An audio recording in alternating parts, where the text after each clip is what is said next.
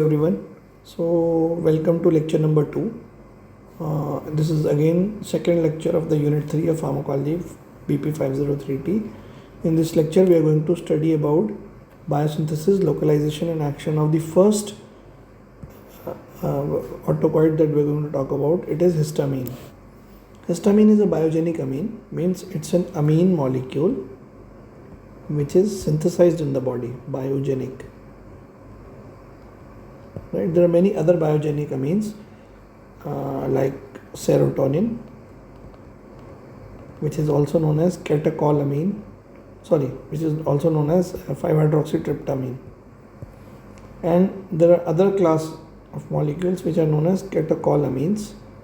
They are also biogenic amines, and they include molecules like adrenaline, noradrenaline, dopamine, etc. So you can see that all biogenic amines play an important role in the body. And histamine, it acts both as a local hormone and in the CNS it is also acting as a neurotransmitter. As a local hormone, it is mainly involved in allergic reactions, in gastric secretions and immune system modulation. That means all the allergy that you develop because of the insect bite or allergies that you develop due to drug-induced allergy, as well as some role in anaphylactic reactions is played by this molecule histamine. This is the chemical structure of histamine. You can see that histamine contains an imidazole ring. It contains an imidazole ring which is attached to an ethylamine group. So it is basically imidazole ethylamine molecule.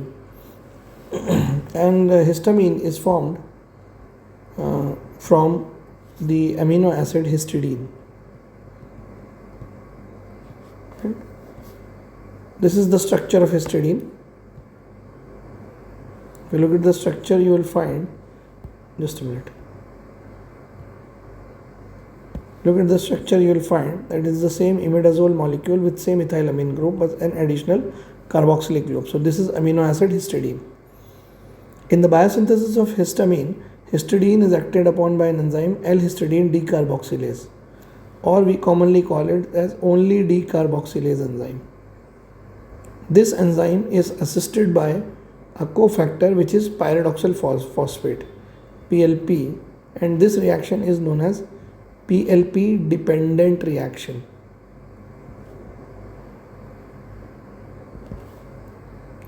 Pyridoxal phosphate is the active form of vitamin B6,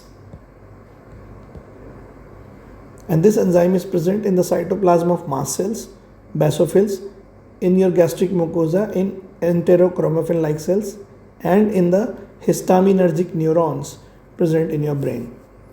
So with the help of PLP, histidine dicarboxylase removes the CO2 group and converts histidine into histamine. This reaction mainly takes place in all the cells that we talked about, and after it is synthesized, histamine cannot remain in cytoplasm, otherwise it will undergo degradation by this mechanism. So what happens is that histamine is stored inside the cells, either in the histaminergic neurons or in the mast cells. These are the two major storage sites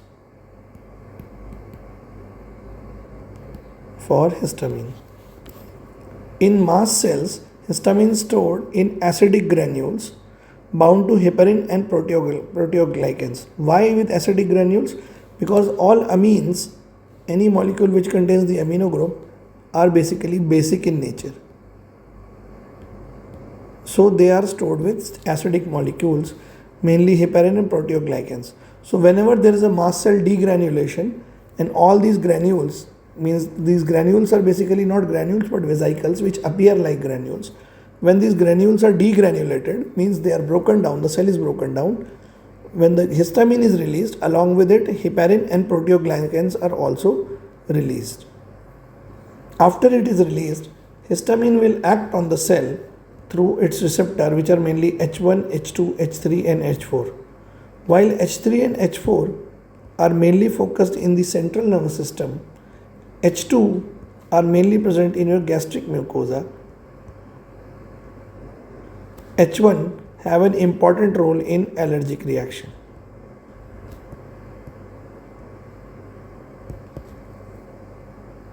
Similarly, in the histaminergic neuron, they are packed in the storage vesicles, which has released upon the stimulation of these histaminergic neuron into the synaptic cleft, where they act mainly upon H3 and H4 receptor. The distribution does not mean that H1 and H2 receptor are not present in the brain. These receptors are also present in the brain. And after the histamine has acted upon on these receptors, it is degraded, and the degradation of the histamine, it takes place by these two mechanisms. By an enzyme N-methyl transferase. You must have heard the name of this enzyme while studying the autonomic drugs, because there are also amine molecules, amine neurotransmitters which are getting degraded. Second enzyme is diamine oxidase. So there are diamine groups. So we have diamine oxidase. When N-methyl transferase acts on the histamine, it converts. What it does is that it transfers one methyl group to this NH, and it converts it into N-methyl histamine.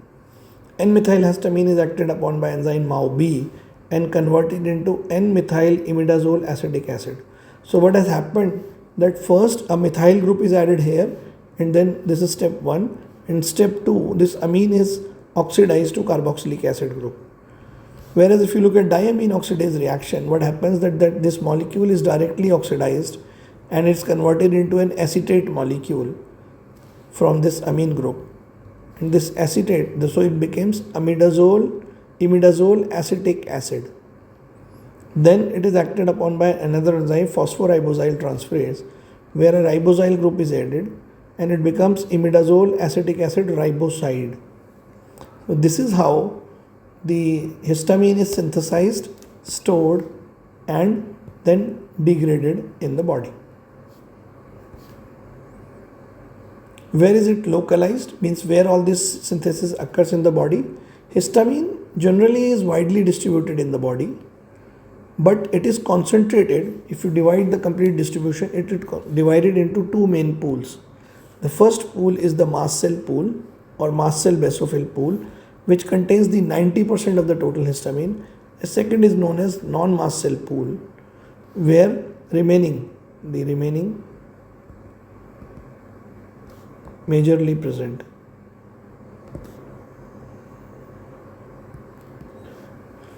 Where are these mast cells and basophil pool localized? It is localized in skin, in bronchial mucosa, in intestinal mucosa, conjunctiva, and therefore whenever you develop an allergic reaction, the mast cells are activated, the histamine is released, and the major symptoms are observed in these and these locations. Non-mast cell pool is present in gastric enterochromaffin cells, where it is responsible for increasing the release of gastric acid, as well as in histaminergic neuron, where it is responsible for maintaining wakefulness, regulating cerebral blood flow,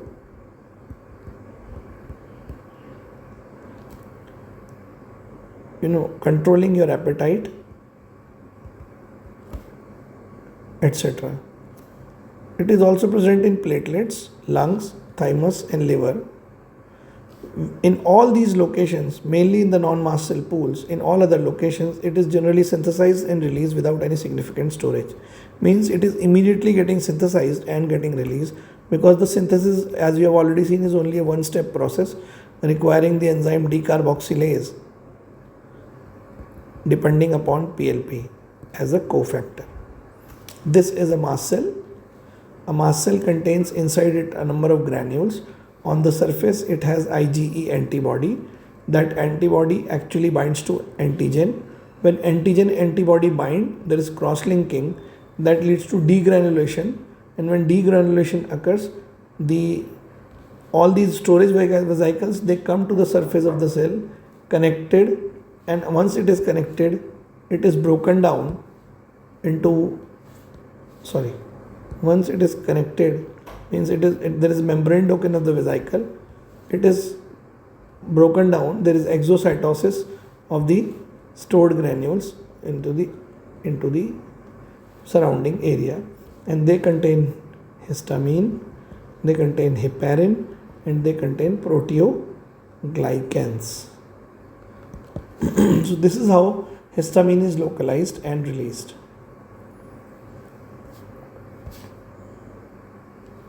So you can see the same mechanism here. You can see there is a resting mast cell.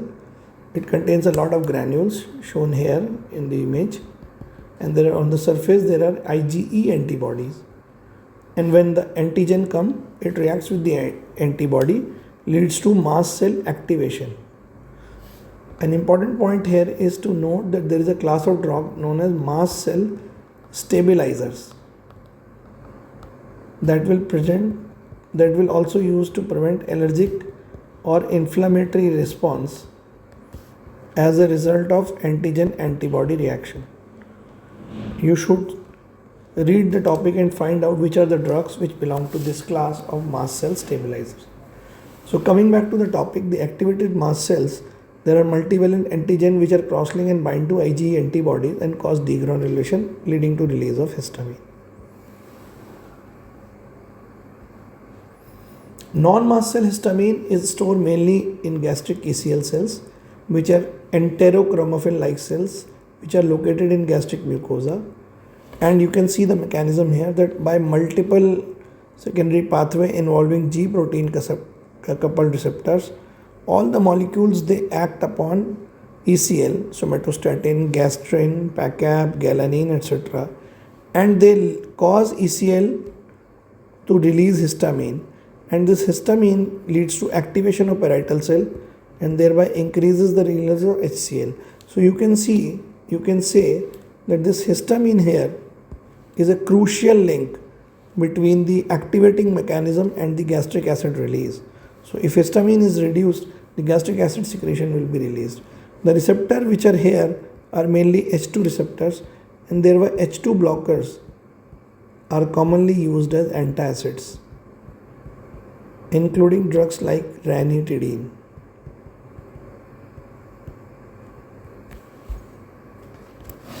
Histaminergic neurons are mainly located in tuberomammillary nucleus in the hypothalamus, and they are responsible for maintaining sleep-wake cycle. Mainly if your histamine level is high, it will lead to wakefulness. It will lead to decreased appetite, and it will lead to cognition, improved cognition. And other tissue like platelets and all that, they contain small amount and they do not store it. They synthesize and release immediately. This is very important, that what are the effects of histamine on different target tissues. Since H3 and H4 receptors are only present in CNS, in this slide we are discussing the major receptors which are present in the periphery, that is H1 and H2. Among the H2, you can see that H2 are only responsible for direct relaxation of blood vessels and increasing the gastric acid secretion by activation of proton pump which are present on the parietal cells. Other than this, H2 does not find any other use. Because of vasodilation, which are mediated by direct mechanism by H2 receptor and indirect mechanism by H1 receptor, there is the vasodilation is associated with opening of the, I'll just remove this, so I'll make it like this. So the capillaries become more porous with vasodilation, there is fluid exudation which leads to angioedema and urticaria. And drugs which block H1 and H2 receptors, they are known as antihistaminics or antihistamines. They belong to two classes, H1 blocker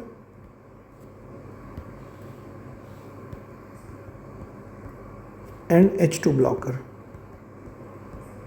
And both these classes of drugs, H2 blockers are antacid, we have already seen ranitidine, H1 blockers are anti-allergics, and they prevent various symptoms of the allergy and inflammation. So by preventing antihistaminics, by preventing the effect of H1 and H2 receptors leading to vasoconstriction, prevent angioedema and urticaria, and cause anti-inflammatory effect. On the bronchial airway, H1 receptors mediate bronchoconstriction, specifically the bronchoconstriction associated with anaphylactic shock. Antihistaminic drugs which block H1 receptors can cause anti-inflammatory effect in anaphylactic shock, but remember they are only secondary to adrenaline, which is the drug of choice for the treatment of anaphylactic reaction.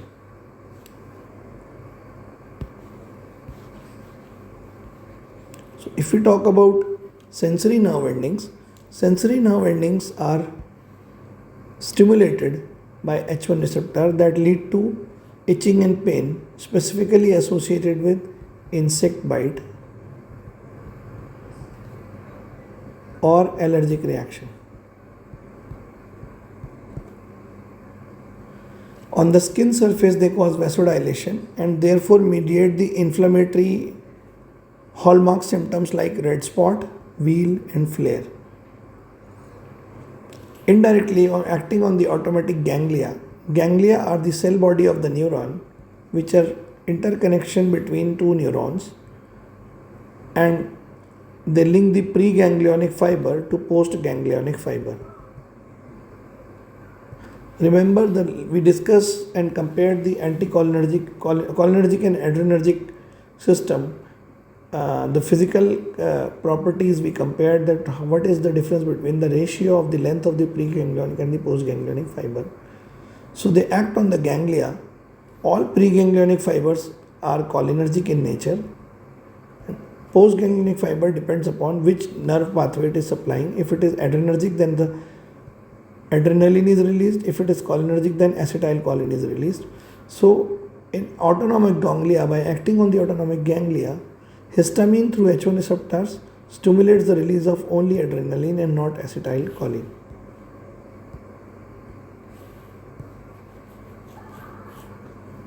In brain, the main role of histamine is as a neurotransmitter, where it is responsible for release of excitatory neurotransmitters like acetylcholine and glutamate in the cerebral cortex, thereby the effect that we have already discussed. So when you take an antihistamine, you will find that antihistaminic drugs tend to increase appetite. Specifically, the drug which has more pronounced effect is known as cyproheptadine.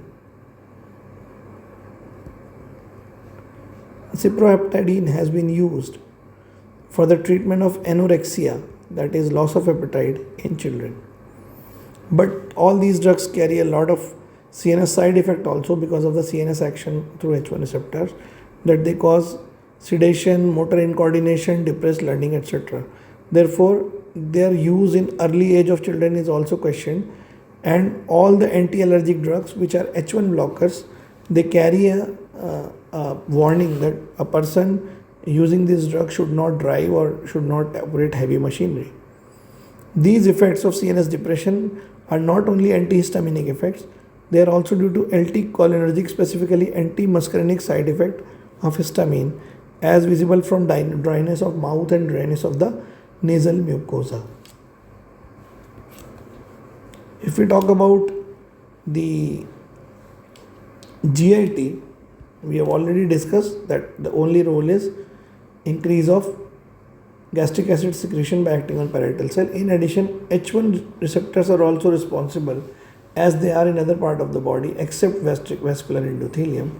They are responsible for smooth muscle contraction, and both the effect collectively lead to secretagogue effect, and that's why H2 blockers are used as antacid.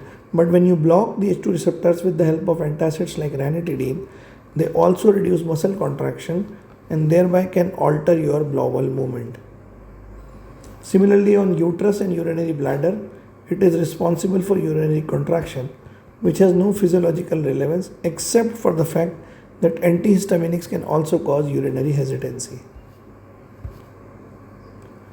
So the key takeaways are that it is an derivative of amino acid L-histidine. The enzyme involved in histidine decarboxylase with the cofactor PLP, which is active form of vitamin B6. They are stored in mast cell pool and non-mast cell pool and in other cells where they are not stored but synthesized and released. And they act as a local mediator in allergy, inflammation, gastric function, and CNS regulation. And antihistaminic drugs, because of their blocking of the effect of histamine, which are specifically the H1 blocker, which are used as anti-allergic drug, tend to cause sedation, motor incoordination, and depressed learning. They cause dryness of mouth and urinary hesitancy. So this was lecture 2, histamine and its role. In the next class we will talk about antihistaminics.